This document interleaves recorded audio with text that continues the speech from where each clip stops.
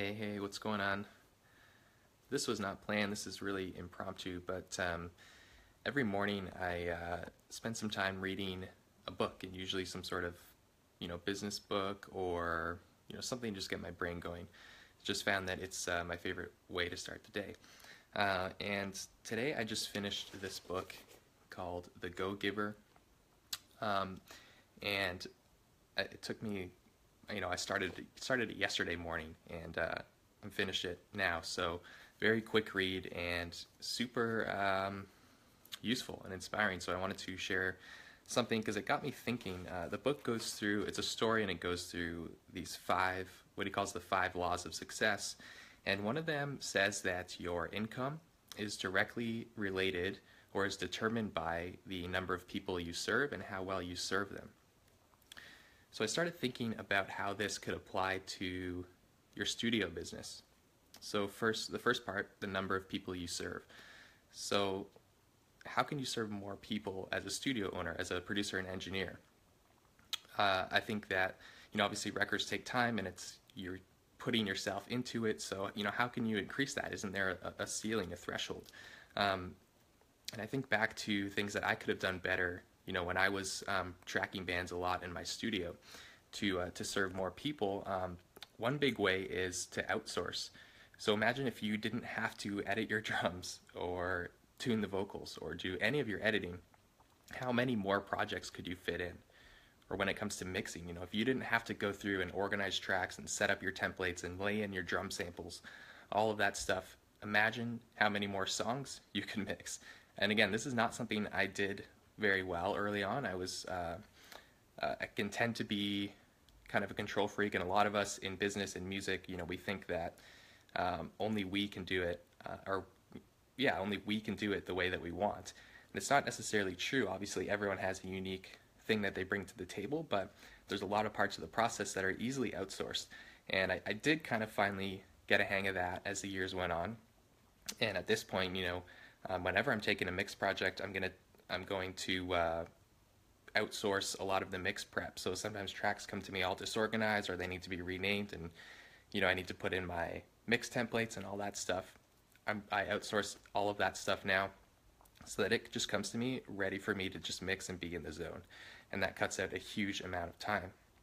So that's one way I can do a lot more mixing projects. And if something comes my way and it's really short notice and it's a tight deadline, but I really want to get in on the project, then I just outsource even more, and that's the way you can leverage other people to end up serving more people by fitting in extra projects, doing more with your time. Because obviously, like I said, it does take time to make records, but if you want to serve more people, then you've got to, outsource, take some of it off your plate so that you have more time to do that. So that's one way to apply that law. Again, for anyone who's just joining, I'm talking about in this book I just read, The Go-Giver. One of his laws for success is that your income is determined by how many people you serve and how well you serve them. So I was just talking about how you can serve more people in the studio. And actually I had one more idea on that, and this is something that I kind of did, again, years ago without thinking of this book or anything like that, just a way to make stuff happen. If I had really short deadlines on projects on the tracking side, there were definitely times where I knew that we had like three less days than I would like to have for a project. I would get an assistant engineer, someone I knew who could handle what I needed them to do, to come in with their laptop, and basically we would track drums. I would get them to edit one song of drums so that we could start tracking guitar to that song, and then I would have this guy in the other room editing all the rest of the drums as we're tracking the next instrument. So that, on a full-length record, that saves a lot of time. Same thing with like guitars and stuff. I don't edit guitars after the fact, but just cleaning and crossfading and all that stuff, having someone do that while you're working on something else, that's a way to serve more people. It's a way to get projects finished quicker. So that's another tip there. And I want to touch on the second part of this law, which was, the first part, again, was how many people you serve. Second, how well you serve them. So how can you provide a better service with your studio? How can you serve people better? Obviously, quality is a big thing. So just by learning more, practicing, getting better, spending the time, your quality is going to increase. Therefore, you're serving people better. You're giving them a better result. You're providing a better service, and obviously your rates are going to raise. Your income's going to go up. Secondly, maybe it's the experience. Maybe you could provide a cleaner space, a better space. I don't mean it has to be fancy and expensive and all that stuff, but yeah, it could be just a matter of cleanliness, being on time, having a schedule, all that stuff. And the last idea I had about providing more value basically is I always say, and what I always do is I charge per song. I don't charge for time. I don't charge for hours. And the main reason is that I don't want the focus to be on my time. I want the focus to be on the result I'm providing. So if you charge by the hour, it's almost like, to me, and again, I think that other people have different ideas, and that's okay. But for me, I want people not to be watching the clock. I want them to just be focused on the project. And I want me not to be watching the clock. I want to just focus on the end result. So honestly, I've done records when we finish a week early. Like literally, that Counterparts record, Profits, we had 3 weeks booked in the studio, and we finished it in 2 weeks because the vocals were done in like 8 hours. But I didn't discount the price. I didn't take money off the record because they're not paying me for my time. They were paying me for the end result. And I've had the opposite experience where projects, were struggling. Maybe band can't play what they wrote so well, so tracking's taking a longer time. And I stay overtime. There's been records that I've done that days that were supposed to be 8 or 10 hours of guitar tracking end up being 12, 14 hours. And it's just like, I'm focused on the end result though. So it's not like when that 8-hour time comes, I'm like, all right, that's it.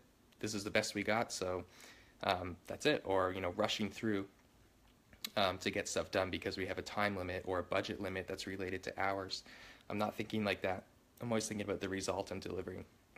And if you do that, it's also a lot easier to raise your rates.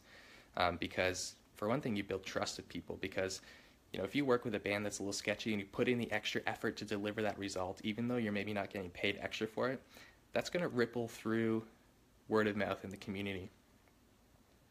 And that's going to build trust. Like I've kind of been saying in this free workshop, you want to build the trust of people, of bands, managers, labels, so that they trust you with their projects. And the only way to do that is you can't have any sketchy sounding stuff on your portfolio. Of course, it's always related to where you're at as you go through your career. Your quality is going to improve, but you never let anything slide. Like you have to provide that end result that people want. And again, like I was kind of about to say, if you can do that, no matter who comes through your door, then people are going to trust you with their projects because they're going to be like, oh, he made that band sound so good. He's going to do a good job on this project. So that's what I mean about, focusing on results and not time. So speaking of that free video series, again, this is a totally impromptu live video. I just really love this book. Again, The Go-Giver. Check it out. Think of ways you can apply this stuff to your studio business. And in the meantime, I'm running this free training series here called Hardcore Tracking Workshop. Check it out, hardcoretracking.com. First video's up now. It's about tracking drums, how to mic up a kit. You'll hear some good raw drum sounds so you can see, what ballpark you should be in when you're tracking live drums, and some other tips there as well. So thanks for watching, guys. We will talk soon.